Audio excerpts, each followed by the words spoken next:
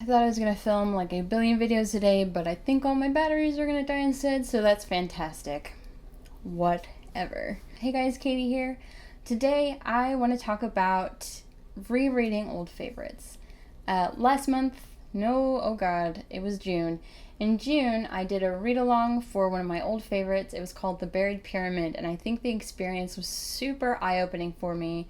I haven't reread an old favorite book in a long time, and like including Harry Potter, which I used to be obsessed with, and now I can't watch the movies anymore. So it's been a long time. This was my first old favorite, and it was really eye-opening. I can't remember exactly when I first read The Buried Pyramid, but it's only been published in the last 10 or so years, so it can't have been that long. But I mean, 10 years ago I was young and stupid, and so my perspective has changed drastically since then. I always kind of say that around 25, that's when it kind of clicked, and I felt like, okay, I know who I am, I know what I'm doing. So this was well before that, and I can't remember where I was or what I was doing, except that it was before I went back to school, so I was probably doing something irresponsible. I was possibly in school in California. My point is, it was a long time ago. I've talked a lot about The Buried Pyramid recently, but in case you don't remember or you didn't see those videos, it is like a sci-fi fantasy historical fiction book, and it centers around this guy, Nathaniel Hawthorne, and his niece, and his friend, and some other people who go looking for this buried pyramid. At the time, when I first read it, I was like, yeah, like historical adventure. I love Egypt. I love the pyramids. I love history. I was like, let's do this. I had no idea, I think, what was really going on. I didn't get very far in the buried pyramid in June, actually. I didn't do very well. But what I noticed was that, kind of under the guise of historical accuracy, this book was really messed up in terms of women, except for Jenny, the main female character, and in terms of people of color, people from other cultures, you name it. Are they not white British people or American people?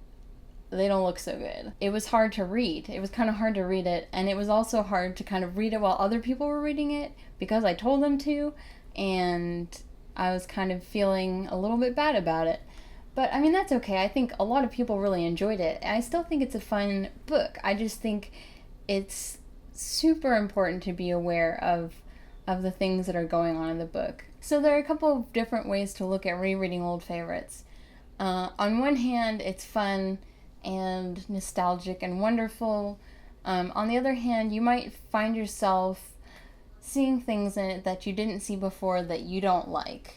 That's definitely where I was at. And the question was, could I or could I not excuse it in the name of like reading it, for fun? And I probably could. But there's also that possibility that it's terrible and your dreams are shattered and everything that you knew when you were younger is just smashed. I mean, that can happen too. So I definitely think there's like a danger to rereading old favorites.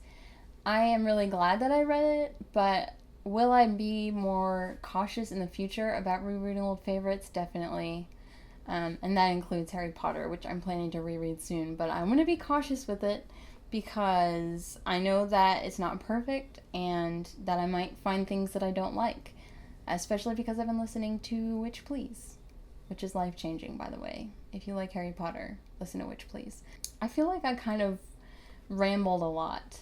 I guess I just wanted to say problematic things existed in the past, and maybe it's good to take notice of them and to say, this is who I used to be, the kind of person who didn't notice there's a lot of racism in this book, or that it's like fantasy, but it still allows the same things to happen that happened in history that don't have to happen in this fantasy book. What do you think? Do you like rereading old favorites? Or do you hate rereading old favorites? Do you have any old favorites that you reread and still love to death? Do things still hold up, I guess is the question. And I think there are some things that do, but there are a lot of things that don't. For example, I can't watch romantic comedies anymore, except for The Holiday. I don't know why. The Holiday, it's not great either, but it's not terrible. and that's a start. In conclusion, I hope one day to finish The Buried Pyramid. I'm trying to convince my boyfriend to get back into it. We were reading at the same time and it was really fun. We never do that. So I really enjoyed it. I want to finish it. Also, like, anyone who was in the read along, I'm so sorry. I think I learned something there. And what I learned is I need to be 100% more prepared than I was to do something like that because I didn't have the time. It was so loosely planned. I just wasn't ready. And so it was a learning experience for me in so many different ways. And I'm glad I did it. A lot of people were really interested and really sweet and wonderful. And I thank them very much for being involved. Leave some comments below. Let me know what you think. That's all I have. If you joined us for the Buried Read Along, thank you very much. Thanks especially to Brock from Let's Read, who held up the fort for most of the time. Thank you so much, Brock. You're amazing. See you guys later. Bye.